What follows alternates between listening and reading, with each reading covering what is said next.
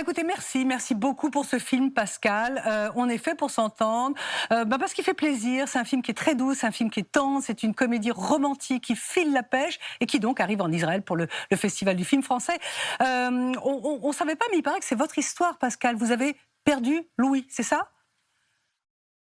Ouais, ouais, j'avais pas assez d'emmerdes comme ça, il a fallu que je perde aussi de l'audition.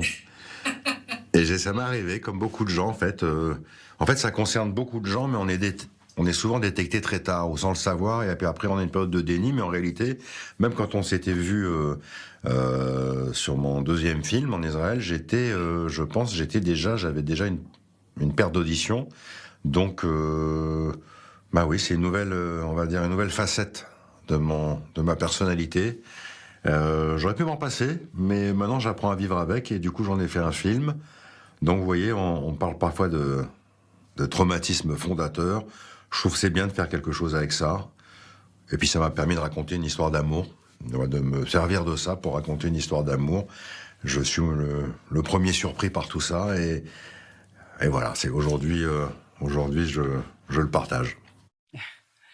Ouais, c'est très joli, exactement. En fait, vous avez fait de votre faiblesse une force, je trouve, et c'est bien de le partager. Mais comment vous en êtes rendu compte, en fait, de ça? Ça a pris du temps? Vous avez été détecté un peu comme le personnage de votre film? Ah oui, oui, non, mais bien sûr, tant qu'on n'est pas détecté, on est souvent détecté très tard, parce qu'on compense, hein, on développe inconsciemment une lecture labiale, on tape souvent à côté sans le savoir, et en réalité, j'étais en danger en tournant un film avec un acteur qui parle très doucement, comme ça il est sûr de jouer juste, mais du coup je l'entendais pas, je l'entendais plus, et je me suis dit là ça me pose vraiment un problème pour mon travail, donc j'ai été voir un ORL qui m'a confirmé qu'effectivement j'avais perdu de l'audition, un peu d'audition, en tout cas suffisamment pour être gêné maintenant dans mon travail. Donc quand j'étais détecté, il a fallu encore bien un an pour accepter de me faire appareiller, d'y aller. Vous savez, c'est toujours bizarre, c'est un handicap qui, comme il est très souvent moqué, on a du mal à passer le cap de le dire, de le révéler. C'est toujours un peu délicat, toujours un peu honteux.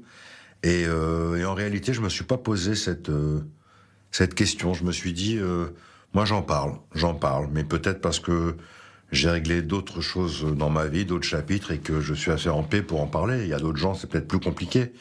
Donc ce film a peut-être servi aussi d'accompagnement. Il y a beaucoup de gens qui m'ont écrit pour me dire qu'ils avaient compris des choses de leur entourage qui étaient malentendants, ou eux-mêmes se sentaient maintenant davantage compris et écoutés.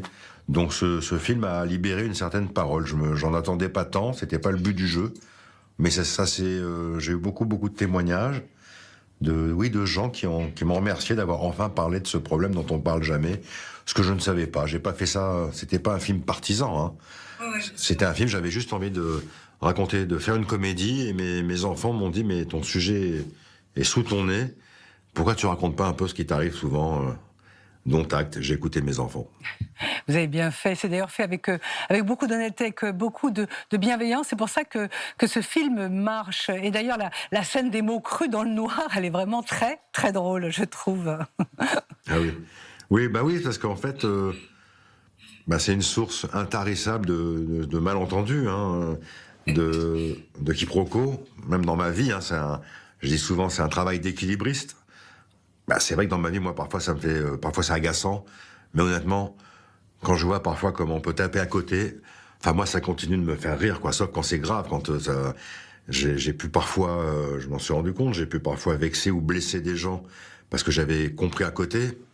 Je me rappelle quelqu'un proche de ma famille qui est venu me voir, et dans une rue très bruyante, et qui s'est penché pour me parler, et je savais qu'elle devait se marier, et apparemment le futur marié a tout annulé à 3 jours du mariage, et quand elle m'a raconté ça, je l'ai regardé en lui disant, c'est formidable, c'est bien. Après, elle m'a regardé beaucoup plus sévèrement pour me dire, mais t'as entendu ce que j'ai dit? Et là, j'ai compris quand j'étais en état d'alerte pour dire, ah non, pardon, tu peux répéter. Donc parfois c'est gênant, c'est embarrassant, mais vous voyez, ça vous fait rire. Donc, bah oui, c'est drôle même de passer pour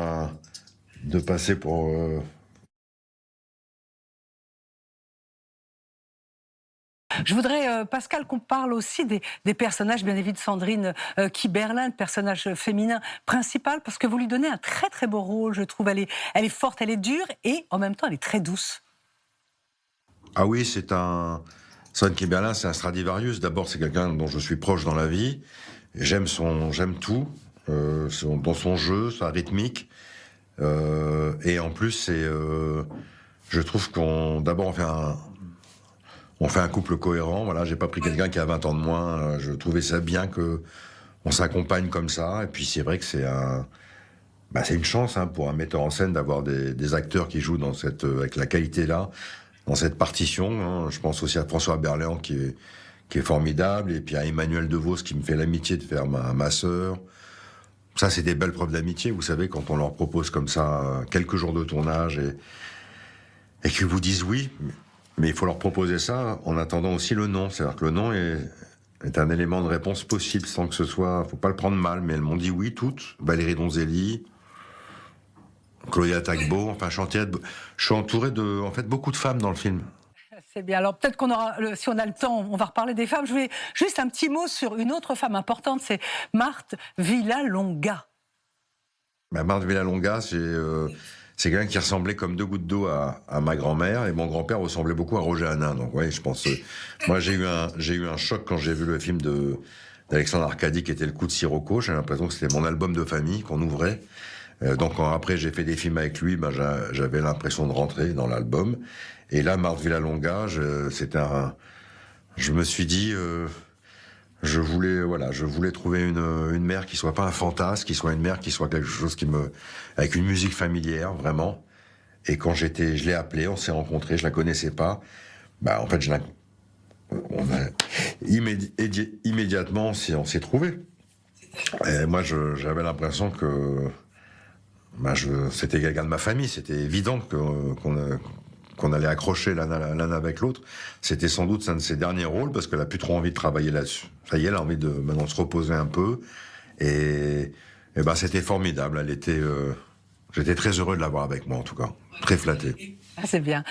Bon, alors il y a le cadre, il y a le décor, il y a tout ça, c'est très très très joli. Et ce qui est bien aussi dans ce film, donc qui arrive en Israël, c'est qu'il montre la fragilité d'un homme. Et c'est sans doute ça qui plaît aussi. On a lu quelque part que vous aviez du mal, je vous cite, hein, avec le féminisme indigéniste ambiant. Qu'est-ce que vous vouliez dire par là? Ah oui, j'ai du mal. C'est peu de le dire. Moi, si pour parler des femmes et du combat des femmes, moi j'aime pas les discours, en réalité, même les discours partisans, ça me fatigue, parce qu'en général, je me suis rendu compte dans la vie que les gens qui parlaient le plus fort dans des discours, finalement, dans leur propre vie, c'était pas nécessairement des exemples à suivre. Quand on est féministe, quand je vous dis n'importe quoi, quand on décide qui va jouer le proviseur de l'école, on a le choix entre un homme et une femme, on prendra une femme.